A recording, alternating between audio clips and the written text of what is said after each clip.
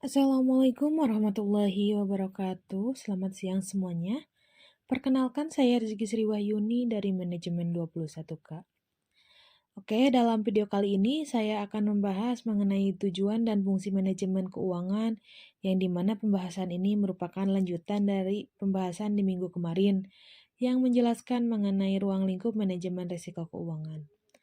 Nah, tujuan dari pembuatan video ini masih sama, yaitu untuk memenuhi tugas mata kuliah Manajemen Risiko Keuangan yang diampu oleh Bapak Dr. Andes D.R. Gustian Juanda, SEMM, selaku dosen pengajar. Nah, langsung saja mari ke pembahasan. Manajemen risiko ini adalah teori yang harus diterapkan dalam membangun bisnis ataupun usaha. Karena tanpa manajemen yang baik, pemilik perusahaan tidak dapat mendeteksi hal-hal buruk yang dapat menimpa perusahaannya. Yang dimana ironisnya perusahaan dapat mengalami penurunan atau runtuh tanpa dapat mengetahui apa yang menyebabkannya. Nah, oleh karena itu, manajemen risiko ini sangat penting selain dari manajemen pemasaran dan manajemen bisnis. Akan tetapi, sayangnya masih belum banyak yang tahu tentang teori manajemen ini, termasuk pengetahuan terkait dengan fungsi manajemen risiko.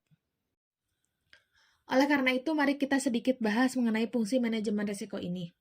Nah, terdapat 3 fungsi manajemen risiko keuangan ini. Yang pertama ada perencanaan atau planning, pelaksanaan atau actuating, dan yang ketiga ada pengendalian atau controlling. Nah, yang pertama ini adalah perencanaan ataupun planning. Perencanaan ini dimulai dengan menetapkan visi, misi, dan tujuan yang berkaitan dengan manajemen risiko. Kemudian diikuti dengan menetapkan target, kebijakan, dan prosedur yang berkaitan dengan manajemen risiko. Visi, misi, prosedur, dan kebijakan ini ditulis untuk memfasilitasi briefing sambil mengkonfirmasi dukungan manajemen untuk program manajemen risiko. Yang kedua ada pelaksanaan. Nah, proses pelaksanaan ini dimulai dengan proses identifikasi dan pengukuran risiko yang dilanjutkan dengan manajemen risiko yang merupakan kegiatan operasional utama manajemen risiko. Yang ketiga ada pengendalian atau controlling, yaitu kontrol dalam manajemen risiko ini termasuk pada evaluasi berkala atas pelaksanaan manajemen risiko, output pelaporan yang dihasilkan dari manajemen risiko, dan umpan balik. Selain mengenai apa saja fungsi manajemen risiko, selanjutnya mari kita bahas mengenai tujuan manajemen risiko. Nah, secara umum ada 6 tujuan objektif di perusahaan ataupun entitas bisnis.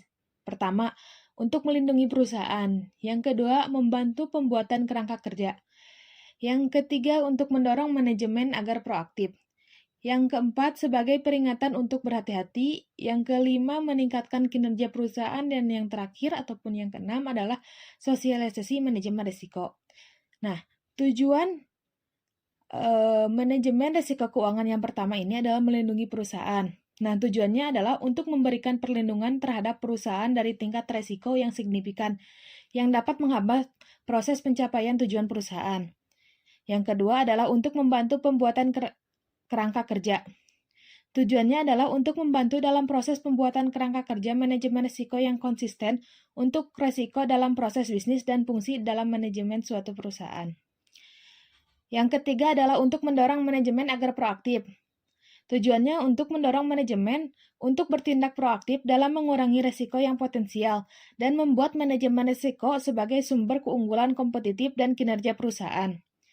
Yang selanjutnya adalah sebagai peringatan untuk berhati-hati. Tujuannya adalah untuk dapat mendorong semua individu di perusahaan untuk bertindak dengan hati-hati dalam menghadapi risiko perusahaan untuk mencapai tujuan yang diinginkan bersama. Yang selanjutnya adalah untuk meningkatkan kinerja perusahaan. Tujuannya untuk membantu meningkatkan kinerja perusahaan dengan memberikan informasi risiko yang disebutkan dalam peta risiko. Hal ini juga berguna dalam mengembangkan strategi dan peningkatan proses manajemen risiko secara terus-menerus. Yang terakhir adalah sosialisasi manajemen risiko. Nah, tujuannya adalah untuk membangun kemampuan individu dan manajemen untuk mensosialisasikan pemahaman tentang risiko dan pentingnya manajemen risiko. Mungkin hanya sekian pembahasan mengenai tujuan dan fungsi manajemen risiko keuangan yang dapat saya sampaikan. Mohon maaf bila ada kesalahan ataupun kekurangan dalam penyampaian pembahasan mengenai tujuan dan fungsi manajemen risiko keuangan ini. Wassalamualaikum warahmatullahi wabarakatuh.